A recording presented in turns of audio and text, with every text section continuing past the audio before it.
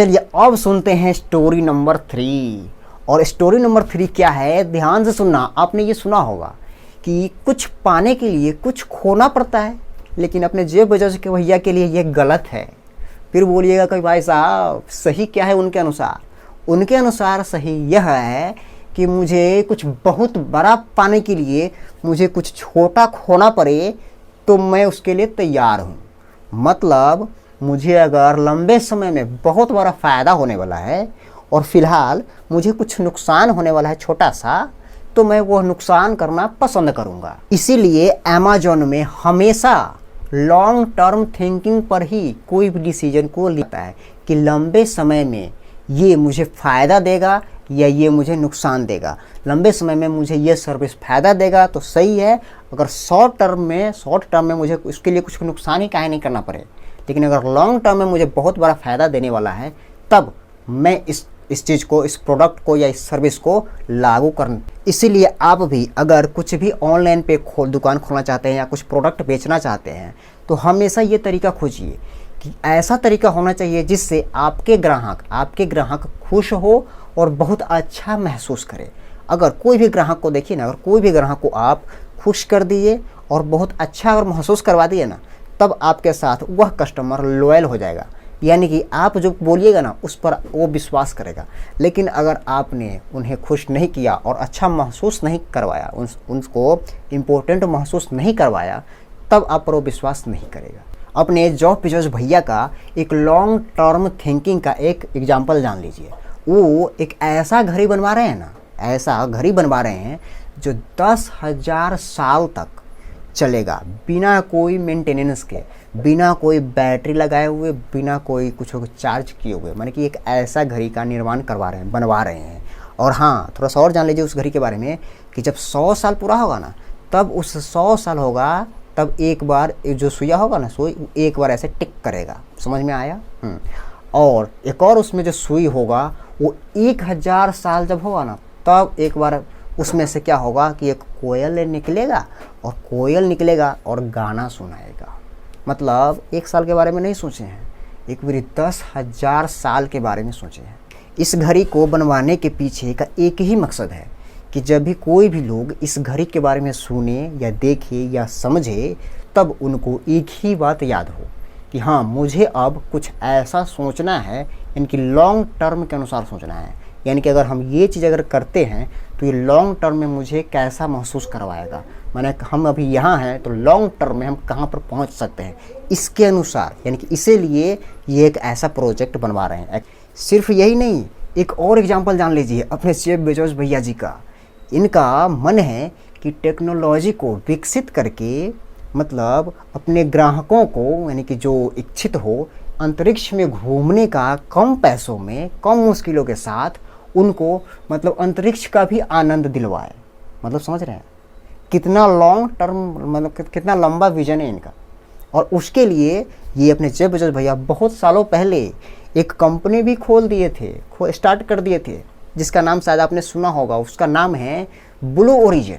तो चलिए मेरे दोस्तों, अब स्टोरी नंबर 4 समझते हैं। स्टोरी नंबर 4 में क्या है, ये बहुत आसान है। ये बोलते हैं, अपने जेफ बेजोस भैया बोलते हैं कि अगर आप किसी चीज़ को एक्वायर करते हो, यानी कि कोई कंपनी को एक्वायर करते हो या कोई स्टाफ को अगर हायर करते हो, तो एक्वायर करते समय या हायर करते समय बहुत सोच समझ करके ही एक्वायर करना चाहिए या हायर करना चाहिए। और उसी समय ये भी सोचना चाहिए कि हम जो ये एक्वायर कर रहे हैं या हायर कर रहे हैं, क्या हम ये खुद कर सकते हैं या ये चीज़ हम अपने टीम से करवा सकते हैं। अगर करवा सकते हैं तो कितना टाइम लगेगा, कितना एफर्ट लगेगा और कितना पैसा लगेगा, उसका कैलकुलेशन पहले कर लीजिए। अगर आपको उस कैलकुलेशन में आपको अपना प्रॉफिट देखिए, तब उस चीज़ को एक्वायर मत कीजिए, उस चीज़ को हायर मत कीजिए। लेकिन आपको लॉस अगर दिख जाए, तब आप उस चीज़ को सोच समझ करके हायर कीजिए, एक्वायर कीजिए। इसी को एक लाइन में बोलते हैं, मतलब जेफ बेजोस भैया बोलते हैं कि डू इट योरसेल्फ। पूरे इस कहानी को घुमा फिरा करके बोले तो यही एक अर्थ निकलता है कि दूसरे कंपनी से कोई प्रोडक्ट खरीद करके बेचने से बेहतर है खुद उस प्रोडक्ट को बनाओ अपनी कंपनी में और उसको मार्केट में बेचो। उससे आपको प्रॉफिट भी अच्छा होगा, आपके पास क्वालिटी भी आपके कंट्रोल में होगा, यानी कि हर चीज़ का आप खुद मालिक हो। तो चलिए मेरे दोस्तों, अब स्टोरी नंबर 5 समझते हैं। इस स्टोरी नंबर 5 में क्या है ना, ये बहुत इंटरेस्टिंग चीज़ है। जब से अमेजोन का स्टार्ट किया है ना, उसी समय से उनके जो कर्मचारी होते हैं, यानी कि अपने जेफ बेजोस भैया का जो एम्प्लॉय होते हैं, उस सभी को मतलब रिस्क उठाने के बारे में हमेशा उत्साहित करते हैं कि हाँ, अगर तुम ये काम इतने समय में कर सकते हो तो उसको उससे कम समय में कैसे कर सकते हो, अगर तुम ये कर सकते हो तो इससे बड़ा तुम क्यों नहीं कर सकते हो। यानी कि हमेशा रिस्क उठाने के बारे में उत्साहित करते रहते हैं। इसी कारण से कई बार मतलब जेफ बेजोस भैया जी को कई सारे लाखों करोड़ों का नुकसान भी होता है, लेकिन इसी सब के कारण कई सारा ऐसा प्रोडक्ट उनका और कई सारा उनका सर्विस बहुत फ़ायदा भी देता है। इसीलिए जेफ बेजोस ने जस्ट डू इट अवार्ड शुरू किया, और ये अवार्ड सिर्फ उनको मिलता है जो कोई नया आइडिया को मतलब बहुत सक्सेसफुल कर चुका हो, या उनको मिलता है कि उनका ये आइडिया बहुत सुपर फ्लॉप हुआ हो। लेकिन जो फ्लॉप हुआ हो वो तो ठीक है, लेकिन वो जो वर्क किए हैं, यानी कि जो आइडिया था जिनका, वो वर्क करने में वो कोई कमी नहीं छोड़ा हो, कोई कसर नहीं छोड़ा हो, पूरे दिलो दिमाग जानों से उस वर्क में लगा दिया हो, उनको भी ये अवार्ड मिलता है। अब आप सुन रहे होइएगा कि जस्ट डू इट अवार्ड में आखिर कितना मेडल मिलता होगा, मतलब सोना का या चांदी का या क्या, या कितना पैसा मिलता होगा। तो ये सब कुछ नहीं होता है। वो अवार्ड में, यानी कि जस्ट डू इट अवार्ड में एक नाइकी का स्नीकर्स मिलता है, मतलब बोले तो जूता। जेफ बेजोस सर का मानना है कि अगर किसी कंपटीशन को शुरू होने से पहले ही अगर आप भाप लेते हैं ना, उस चीज़ को पहचान जाते हैं, तब आप एक बहुत बड़े बिजनेसमैन बन सकते हैं।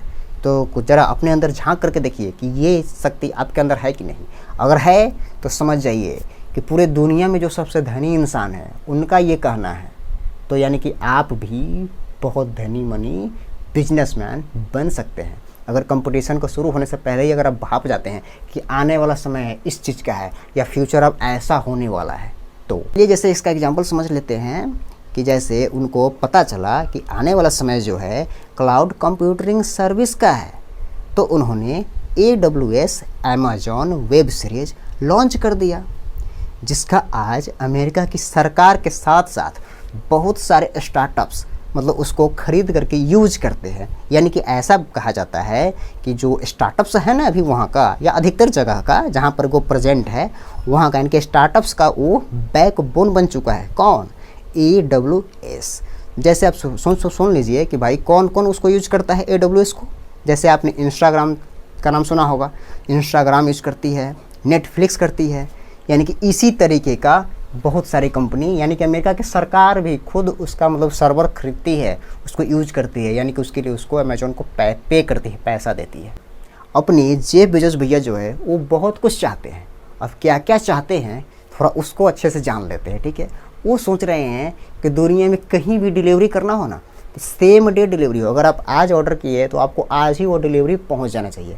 जैसे अगर आप अभी ऑर्डर करते होइएगा तो हो सकता है 1 दिन बाद या 2 दिन बाद आपको पहुंचता हो या 5 दिन बाद पहुंचता हो, लेकिन वो ये नहीं सोचते हैं। वो सोचते हैं कि सेम डे डिलीवरी, अगर आप आज ऑर्डर किए तो आपको आज ही ऑर्डर पहुँचा दे।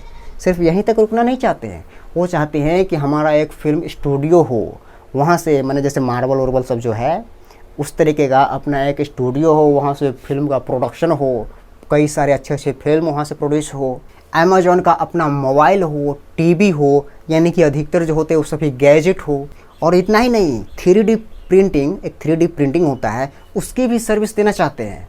और सिर्फ यही नहीं, अपने ये अमेजोन फ़िलहाल तो 200 देशों में फैला हुआ है, लेकिन ये पूरे दुनिया में फैलाना चाहते हैं अपनी कंपनी को। ये सभी सपना देखने, सुनने और पढ़ने के बाद हमको तो यही लगता है, हमको तो यही महसूस होता है कि अहम ब्रह्मस्मि, मतलब सब चीज़ मैं ही करना चाहता हूँ, मेरे लिए कुछ भी असंभव नहीं है। ये 5 स्टोरी से आपको क्या क्या चीज़ सीखने को मिला है कमेंट करके आप ज़रूर बताइएगा। और अभी तक चैनल सब्सक्राइब नहीं किए तो सब्सक्राइब करके बेल आइकन दबा दीजिए और इस वीडियो को तो लाइक कर ही दीजिए। इसी के साथ मिलते हैं आपसे अगले वीडियो में। एक और बात सुन लीजिए, ये जो आपको हम कहानी सुनाए हैं ये द एवरीथिंग स्टोर एक बुक है, उससे सुनाए हैं, लेकिन हम बहुत शॉर्ट में सुनाए हैं। अगर इसका कंप्लीट तरीके से अगर आपको जानना है तो वह बुक कहीं से भी आप खरीद लीजिए, चाहे अमेजोन से खरीदिए या फ्लिपकार्ट से खरीदिए या कोई दुकान से खरीदिए और उसको अच्छे से पढ़िए, और आपको कैसा लगता है हमको कमेंट करके आप ज़रूर बताइए। इसी के साथ आपसे मिलते हैं अगले वीडियो में।